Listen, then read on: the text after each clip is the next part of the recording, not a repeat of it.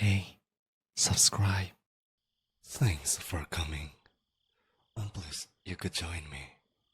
Especially since it must have been such a long journey to this coffee shop in such a remote, rural little town.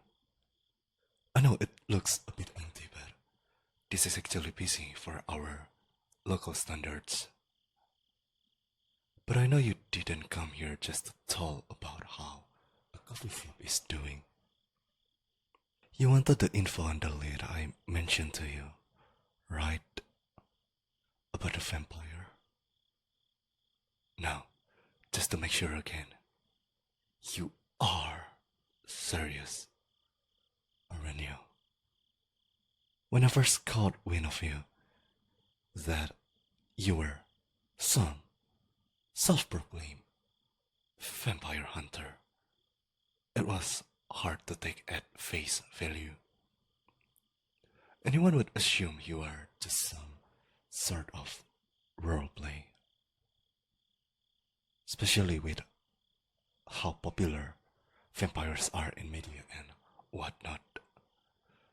So you will have to overlook my skepticism. Fortunately for you, I know that vampires do exist. I've seen them. That's why I was able to take you seriously. Well, somewhat seriously. The thing is, vampires are very powerful. And however powerful you think they are even more powerful than that. From lifting cars all the way over their heads to running quickly enough to catch up to motorcycles to shrugging off bullets. There is a lot they can do. And I'm not sure there is much you can do against them. So, what is it you actually intend to do? What's your plan? How are you going to stop them? Because I don't really see much of a way you can face them. You have to try anyway. You're not a very good vampire hunter, are you?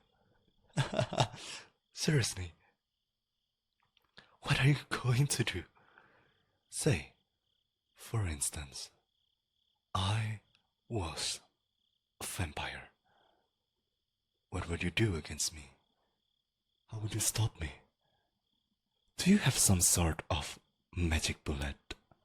Some sort of holy water in a water gun or something?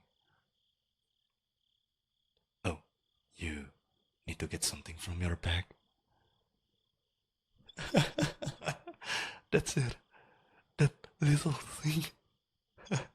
A crossbow that shoots a wooden stake. I can't believe it. You barely even sharpened the stake. It's a tool. Saying you are not a very good vampire hunter was a bit of an understatement. Well, at least it's cute. There really is nothing you can do against me then. What do I mean by that? Oh, now you're catching on. Normally I would just tease you and just give you a subtle hint, but I think that might actually go over your head, so I will just say it plainly. Why do you think I invited you all the way here out to the middle of nowhere? Sounds a lot like a trap, doesn't it? Like one a vampire would pull.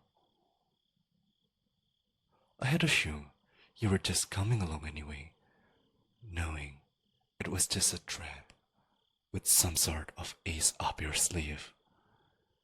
But it seems you actually were just that, clueless. Now, if you haven't caught along yet, yes, I vampire.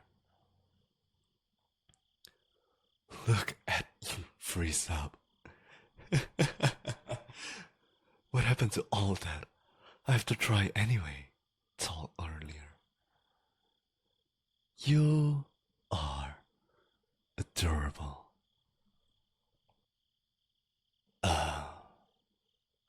Do you think I'm not going to do anything to you because we are in public and I'm unarmed? Oh, you poor thing.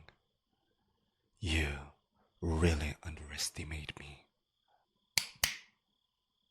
Everyone get out. Stand by the doors and windows. No, it's just you and me. Surprised? They are my trolls. Everyone in this town is my troll. You see? Well, other than you. For now, we will see how you behave. I wouldn't run if I were you, by the way.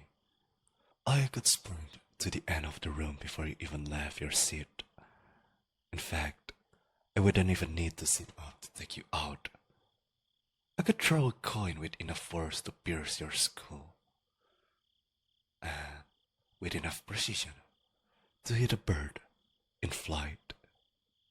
So, why don't we just have a little talk? It's been so long since I've had some good company to talk to. The trolls aren't very interesting. Nothing in this sleepy little hamlet is, other than you. It just so happens that I've known about you for far longer than just before I contacted you. A vampire has to look out for their own safety, after all. I may be immortal, but I don't live for as long as I do, without keeping tabs on all potential threats. And I suppose maybe you kind of count as a threat. Well, okay, not really. You have proven yourself to be toothless. It's actually quite charming. It's so nostalgic. There aren't any vampire hunters this day. No one believes in us anymore. Much to their detriment. I think you might be the only one. You are intriguing. I haven't had any real entertainment in decades. Fighting vampire hunters was the only real spice in my life. But they are all gone now. Except for you. You remind me of the time my life actually had some thrill in it. And true, you are not a particularly skilled vampire hunter. Once again, that's an understatement. But that's actually quite fitting. It adds to the nostalgia. The other hunters weren't especially competent either. They keep on getting scammed by conmen selling fake holy water. And it's because of that nostalgia that the highlight of my lonely nights was all about stalking you. Watching you go about on your day, scouring the internet inefficiently for leads on vampires, going to all the wrong websites, asking questions to all the wrong people. Oh, absolutely adorable. Not that I was stalking you in a romantic way, I can assure you. Just in a tactical sort of way. To keep an eye on you, to see what ways you may be able to threaten me. I promise. Really. That aside, I have taken an interest in you. Bask in the honor. So without further ado, you are mine now. Here, we will be going to my estate, and I'm sure if it was next door, you would get lost without me holding your hand. You're honestly pointing the little toy at me. You know it's not going to do anything, right? Like a truck off getting hit by a truck. Your dull little stick isn't going to be very good at penetrating me. But tell you what, if you would like, I can expose my chest. Give you a clear shot straight to my heart. So you can see just how vital it really is. But seriously, your resistance is pointless. You are in front of a vampire in a town consisting exclusively of their trolls. You're done. Give up. Well, I do admire it a bit that you are willing to throw your life away facing me. But what about the lives of your loved ones, your friends, and family? That's right. I've been watching you this entire time. I know everything about you. I know who you spend your time with, who you talk to, who you laugh with. I know I really hate it when you talk and laugh with others. So it wouldn't really be much of an issue for me if I removed them from the picture. And if you refuse me, if you rejected my kind and generous offer to take you in, well, to be honest, it's a demand. But if you rejected me, I wonder just how far my retaliation would reach.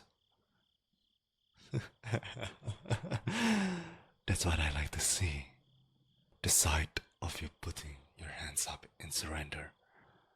It makes me want to bite down on your neck right now. I think I will have to restrain myself though. Right now, I'm eager enough to cross it. I wouldn't want you dying on me. You're going to give me so much entertainment after all. You're the only interesting thing in my life. It would be a shame if yours were cut short. Which reminds me, your pitiful short human lifespans might be a bit of an issue. Suppose I will have to turn you. Maybe. If you behave enough, I will consider it. In fact, if you behave enough, I may even let you see your loved ones. I could keep them here as my trolls. But enough about that. We should head home. I know it's just about time for you to watch your favorite show, and I